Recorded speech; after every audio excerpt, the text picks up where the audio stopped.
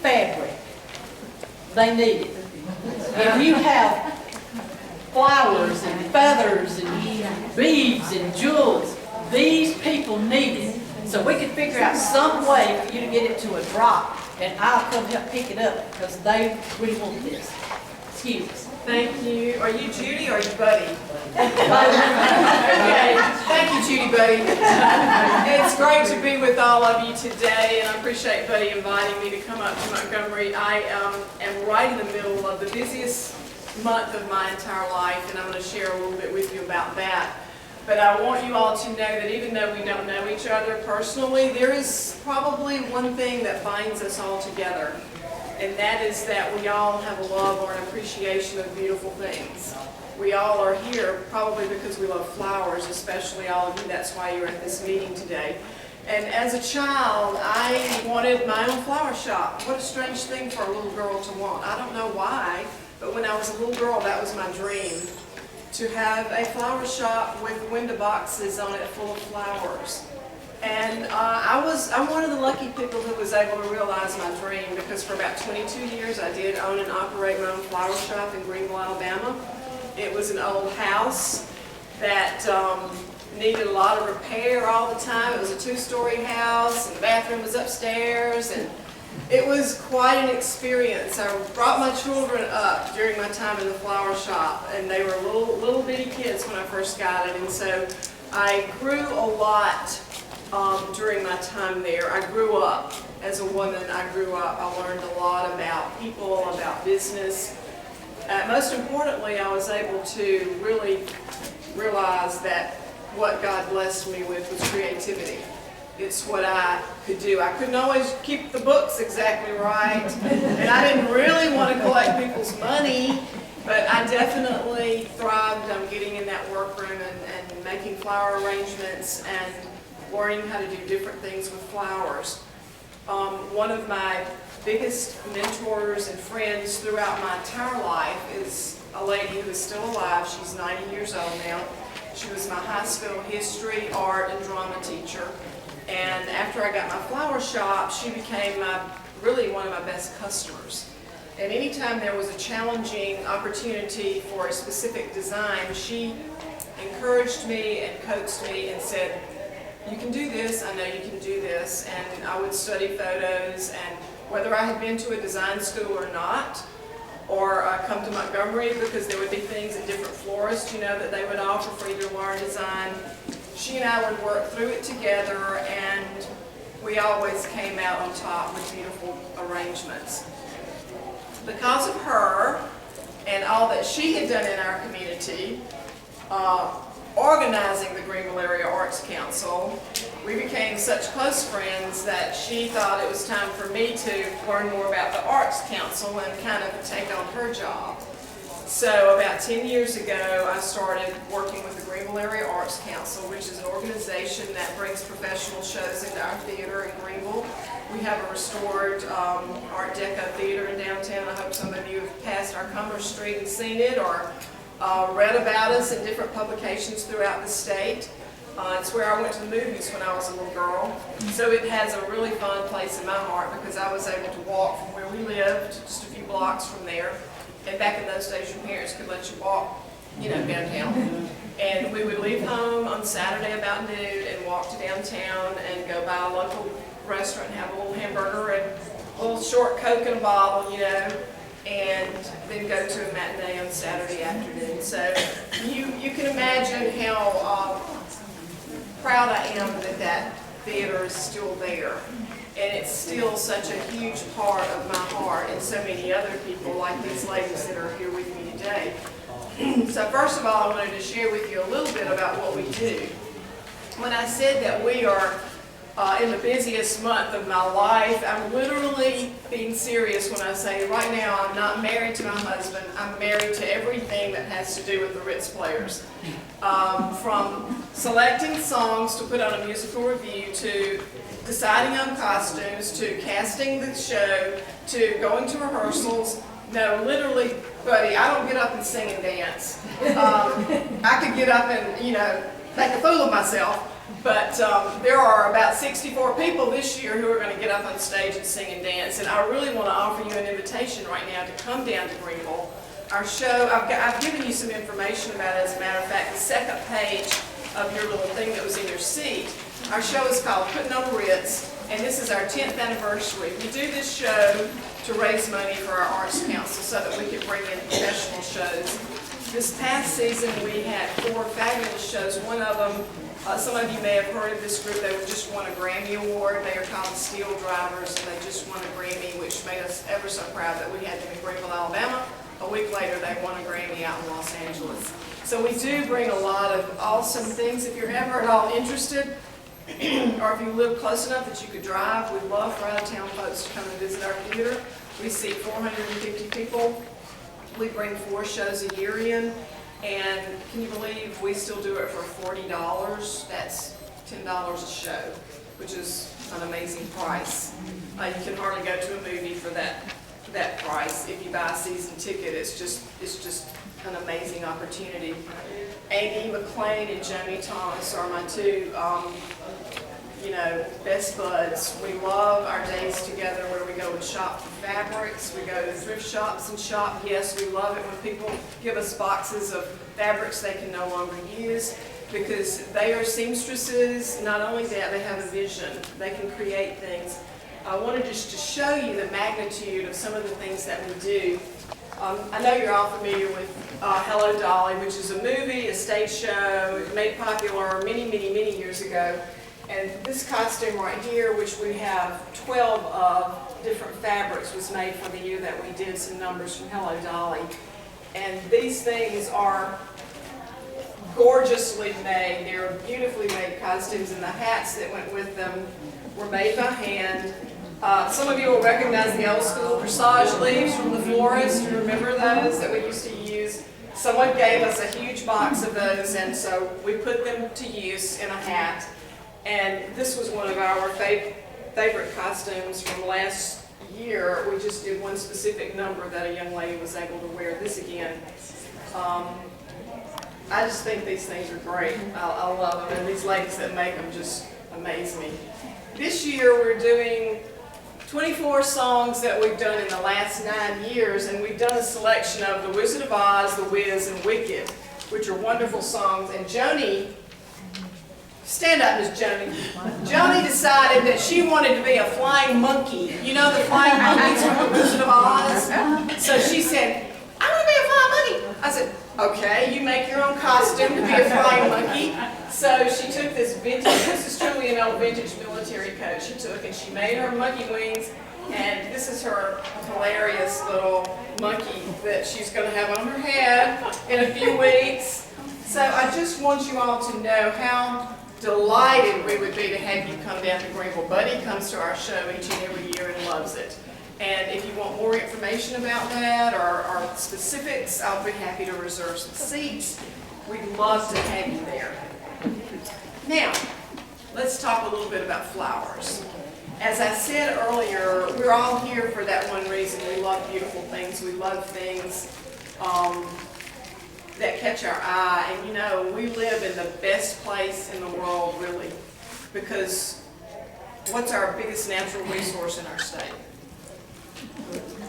It's not tourism, natural resource. It's our woods and our forest. Any of you have a husband or a son? I happen to have a son-in-law who's a forester. He reminds me of that every day. When I say something about, oh, I don't want him to cut those trees down, Miss Nancy, let him cut them down so we can grow some more trees. Out in our yard is our best source of stuff to make beautiful arrangements with. Kind of in Greenville, that's what everybody knows me for. Get Nancy to do it, because she's going to add a lot of greenery right out of her yard. Why am I going to do that? Well, number one, it doesn't cost me anything. Number two, I can get so much more texture if I go and cut different kinds of foliage, even going so far as to cut from a potted plant, which I've done here with spring rye. Also, just cutting off of a fern that's hanging out on my back porch to add to an arrangement. So that's one of the things I want to encourage you to always do, and I'm sure you all already do that. But look around you. Don't be afraid to ask your neighbor do you need me to trim that, that tuba or that variegated pittosporum? I don't know about y'all, but my pittosporum, something's happening to it. It's no longer variegated. I need to ask some horticulture person what happens when you plant a variegated plant and as it grows and grows, there's no longer any variegation on it. But choose and pick from things that are around you. You know, we don't always have to go to the florist or call the florist and say, could I buy a bunch of lilies, and look around your yard. This is the most fabulous time of the year for us to be cutting right now. Getting a little late because as I looked around yesterday to try to find some things to cut, even the azaleas are starting to look a little bit, you know, rain-worn, and most of the bulbs are gone. But this is a perfect time for doing things from the yard. Now, also, I want to say something that y'all go, oh, I can't believe she said that. Why not consider when you're out shopping and you see a stem of an artificial that looks wonderful and you love it, incorporating that into your arrangement, which is what I've done here. I've used some fake forsythia, and because all my forsythia is already gone at my house. But what you can do, if you're doing this for your church or a buffet or a dining room table, you can always save that artificial forsythia and nobody will notice. If they do, so be it. You got the fabulous color and you were able to use all the greenery out of your yard, and just by touching it up with a little bit of silk. Now, I don't encourage that for everything. I'm not really saying go out and buy all silks and stick them in your greenery. No. A little bit of this here and there. The other thing I want to encourage you to do is, and I've done more of this in about probably the last 5 years of my life, select things in your house that you know are hiding in the back of a cabinet, or your china you never get out, or you've inherited something from your great aunt and what should you do with it. You should get it out and enjoy it. You should get it out and place it on the dining room table and put some greenery in it. Bring it to life and enjoy the things that you have. I think for far too long we keep our china packed away and we don't utilize it. So get the things that you love, bring them out and use them. If you happen to like blue and white, which is kind of obvious that I do, that's my color. So I just take a ginger jar that has a lid, but I'll just put some greenery in there that I can run out in my yard and get. That's what I want to encourage you to do. What I'm going to do today now is, I just wanted to sit a few things over here to show you unexpected things can become a flower vase. This is an ice bucket, but it would be awesome to use as a flower vase. A mason jar, especially these, you all know how popular these are now. If you have these in your stash of stuff, you've got a treasure. You can go online and look. Some places are charging as much as $12 and $15 for one of these vintage ones. Even these old things that our dish gardens used to come in. Remember the hole and the McCoy pieces? The popular thing now is to cut off flowers very, very short and just stick them in so you hardly have to have any greenery at all. You can stop by a local, discount store. I don't like to say the name of it because it's my least favorite place in the world. But if you must go there to get, or you all up here are lucky, you have super nice grocery stores. We don't have one in Greenville that we have the luxury of having all those beautiful flowers to select from. If you need to prepare flowers, say for a friend's daughter's getting married and you're doing the luncheon, or your own child, your granddaughter, or somebody that you do, this is an easy way to get a great look. And you wouldn't even have to make it quite this big. So in order to do this, you would put oasis in, and the oasis would not need to come up above the top of the container. I know I don't need to tell you all this, but I don't know what kind of an audience you are. I don't know how many of you are used to doing flowers all the time. If you're going to do a short arrangement like this, you don't need to have the oasis up above because you want everything just to be right at the lip of the container. And for this particular one, I did run to that place this morning. I don't say the word. And these were my favorite, the orange, because they were the freshest. This is artificial. I just thought it looked fun tucked in there, and it softened it a bit. it would have been, you know, a little bit heavy not to have had the little filler in there. So what I'm going to do now is just create an arrangement that I'm going to leave with you. Oh, here's one more. This just is a vase that you could serve tea or margaritas or whatever in. That I just thought, this is what I like to put flowers in, things that I don't normally use for flowers. So think outside of the box. Look in your cabinets. Look all throughout your home and find things that you can utilize for your arrangements. Always when you're preparing and do want to cut flowers out of your yard or your neighbor's yard or that vacant lot down the street, you always want to go and cut your flowers early in the morning, no matter the time of the year, because that's when they're the happiest. Now for this arrangement that I'm going to do, I do want my oasis always to be up above the lip of the vase. You see how I've got it up above the lip of the vase a bit?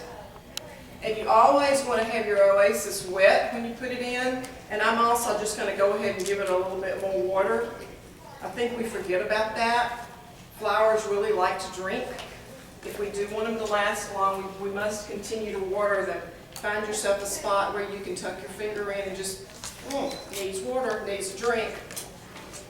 I've used regular oasis tape for this. If you do flower arranging often, I suggest you get these. You can get them at, you know, that store. Or you can get them at your local florist, or I think the Michaels and the Hobby Lobby have floral supplies, numerous floral supplies at those places.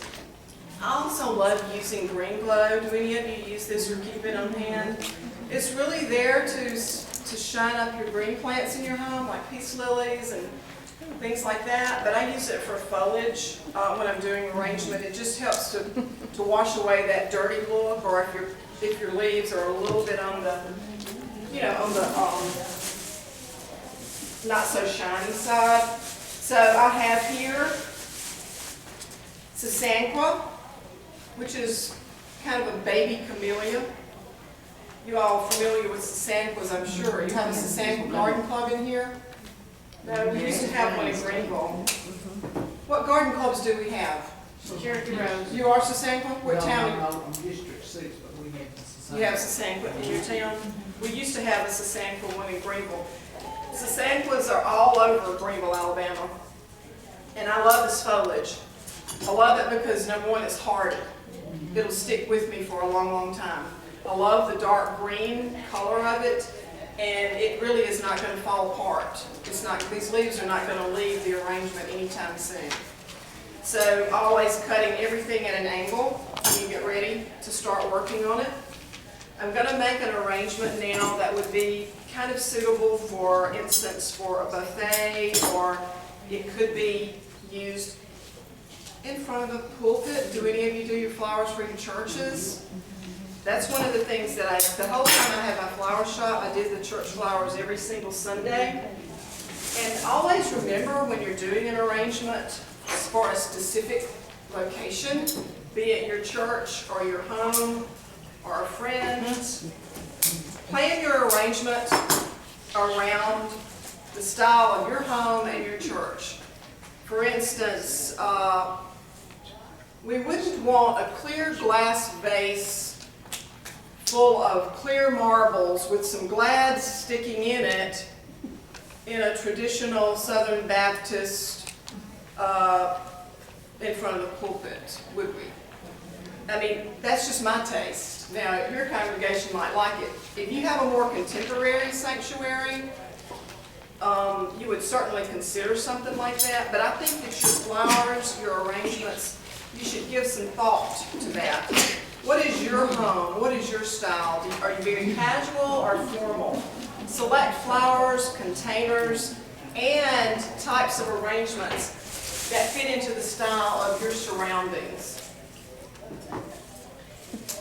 Let me work a minute, and I'll come up.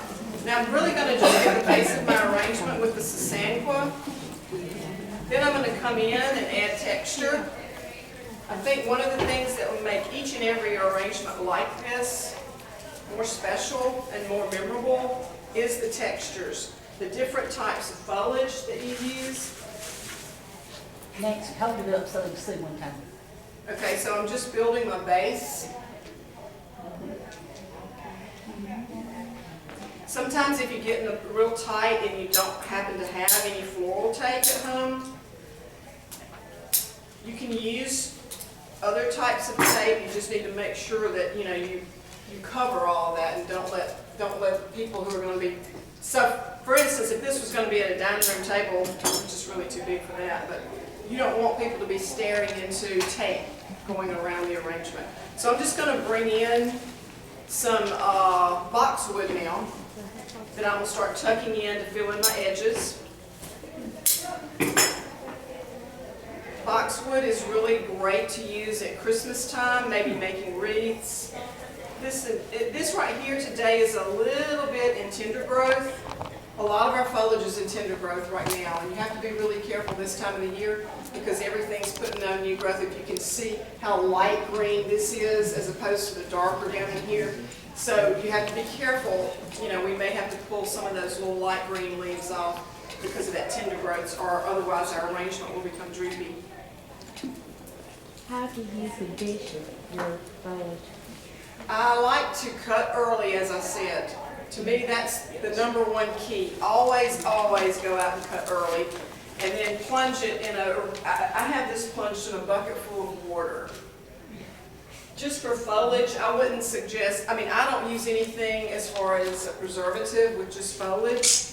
If you are doing a lot of flowers, there's a lot of different schools of thought on that. Some people like to use Sprite in the water. If you want to use bulk preservatives, there's certainly, no reason not to. The important thing, though, really is keeping water flowing. If you're doing an arrangement in just a glass vase, if you have the capacity and are able to do this, if you have a glass vase with your arrangement ready, the best thing you can do is have someone help you lift the flowers out. After about 2 days, put fresh water in, place the flowers back in.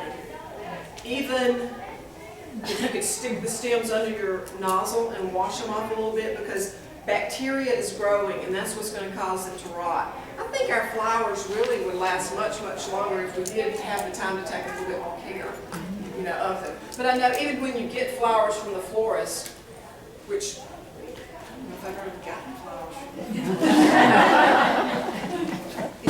When I had a baby, my son brought me, my husband and my son brought me fruit. That's been so long ago now, I don't remember. But anyway, when you get the flowers from the florist, now a lot of times they'll give you those little packets, that come with them. And do that, make them last as long as you can. I wish we were more like the Europeans and had more flowers in our homes. Because they just live by flowers, bread, and wine. And they live longer than we live, so. Next, and when you take them out to add new water in them, if you trip, go ahead and slant snip the edges, yes. It allows them to drink better. That's exactly right. That's exactly right. They're just much happier. You know how you feel in the evening, ladies, when you've been doing yard work or something all day and you go and wash your face off. You just feel refreshed. It's just that feeling. That's how we need to treat our flowers. So now I'm just adding another texture here. I'm coming in with a little spring rye, which I cut off of a hanging basket that I had.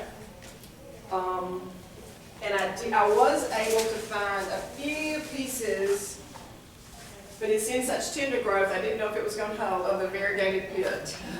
I do adore this particular foliage. I love it. It's one of my favorite ones to use. I love using it in bridesmaids bouquets, especially when they want the tight packed rose look. It just adds so much. But like I said, for some reason mine is all turning into a solid colored green. Don't really know why. So this is Piscorum, if anybody. Now is a perfect time for planting too, if you can get something in the ground like right away.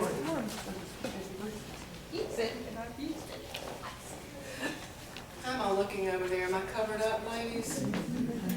Yeah, that did. Good, good. So since I have a few azaleas in my yard that didn't look too bad, but azaleas, are they're not gonna last a really long time in a cut arrangement. If you wanted to use some azaleas, say for instance you wanted to do one for your church or something, you really need to arrange the greenery and everything and then come back at the last minute and add your azaleas. And they used to say pound the stem, lay your azalea on a table and pound the stem because it's so woody. That way it'll drink more. I'm kind of like, don't really want to take all that, don't really want to do this. I'm just going to spritz this just a little bit. I don't want anybody to get coughing or anything with this aerosol. But you can see how it just kind of brings it to life.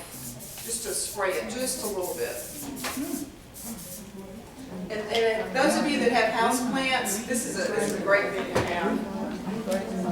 I don't really like to spray it though after my flowers are in because it's not designed to go on the flowers.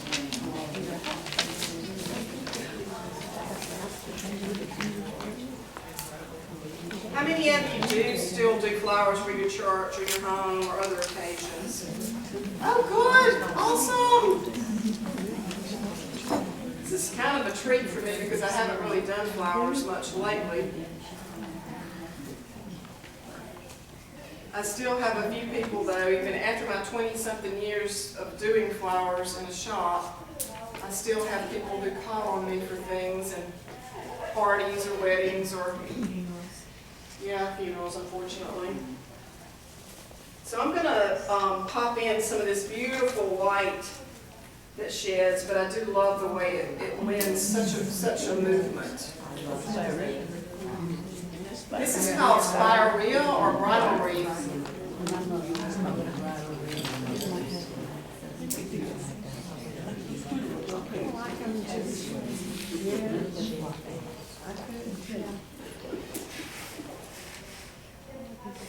And I really think, if you can allow yourself just to, just for fun one day, just cut some stuff and play with it. I think it's so nice to be able to see everything and not just pack it all in. I love that free, open, airy look.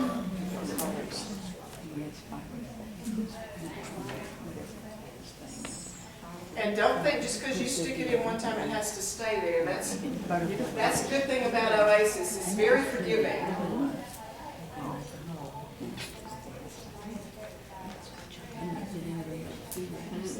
Uh-oh, my mouth's hanging open.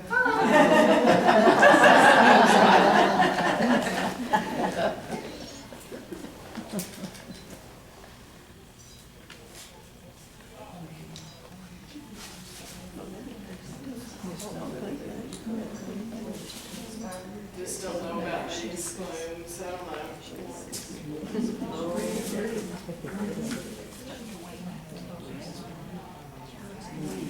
So we had a lot of rain in Greenville the last few days. And the rain is just really tough on things.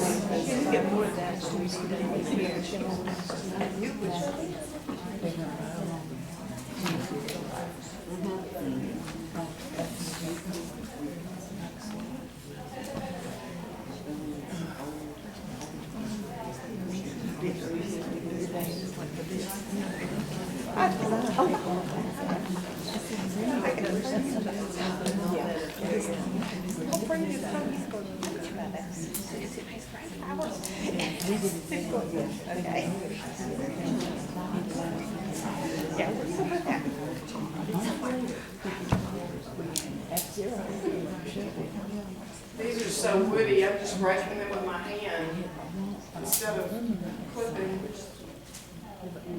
The vision to be so big, but the real not 50 years ago.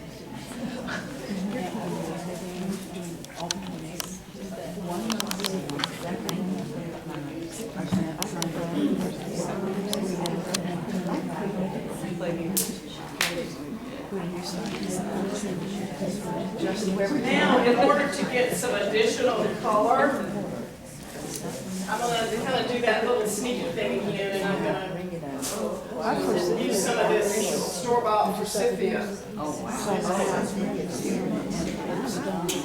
And that will be fun because when my arrangement's gone, I can just take the forsythia out and reuse it in something else. I love this stuff just in a plain vase all by itself.